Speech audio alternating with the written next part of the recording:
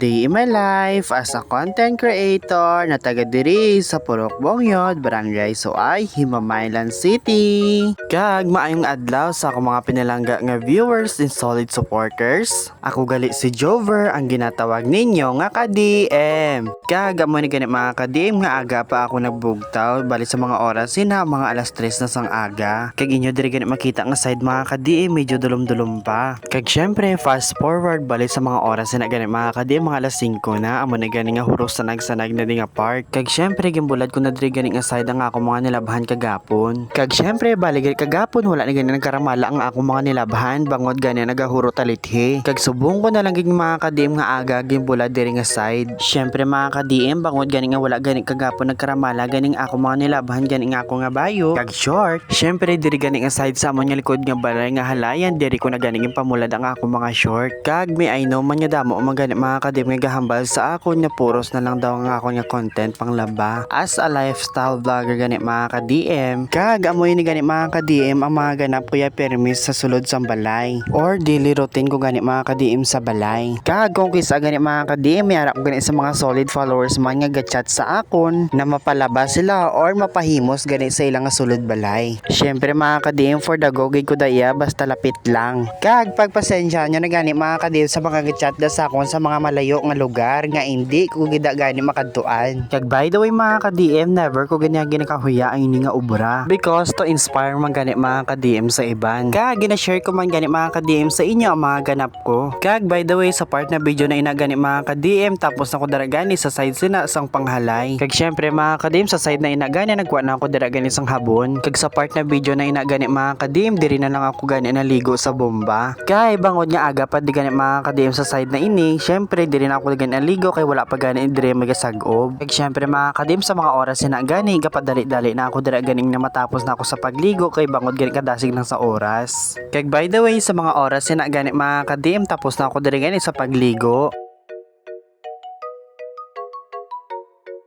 Fast forward mga ka-DM sa mga oras na gani pagkatapos gani sang ilis namutang na ko diri gani sang akon gani nga sunscreen. Kag by the way mga ka-DM kagabi gani nagchat gani sa akon si Nongker kung available ko kuno. Kay mapalabas sila gani mga ka-DM sa akon kag timing man wala man ako diri gani sang obra. Kag amo na gani mga ka-DM mga rason nga aga pa ako gani nagbugtaw. Kay para aga pa ako diri gani mga ka-DM kay mo sa balay kag malakat na gid ko ako didto gani pagahuro adlaw. Kag amo na gani mga ka-DM kapamutang gid ko diri gani isang sunscreen kay bangod mainit gani ang akon obrahan. Kaga padali-dali na ako diri gani mga ka-DM sa pamutang sa sunscreen kay bangod nga adlaw na.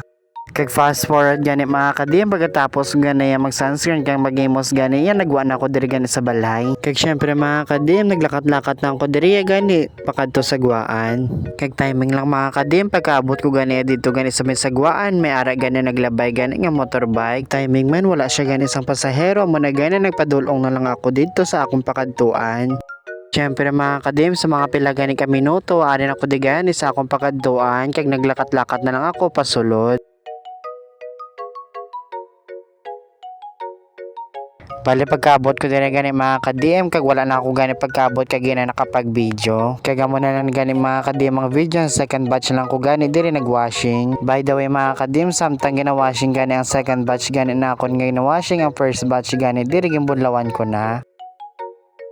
Kag fast forward na lang gani mga ka-DM sa mga oras na gani tapos na ako diri gani sa paglaba kag nahalay ko naman diri gani tanan.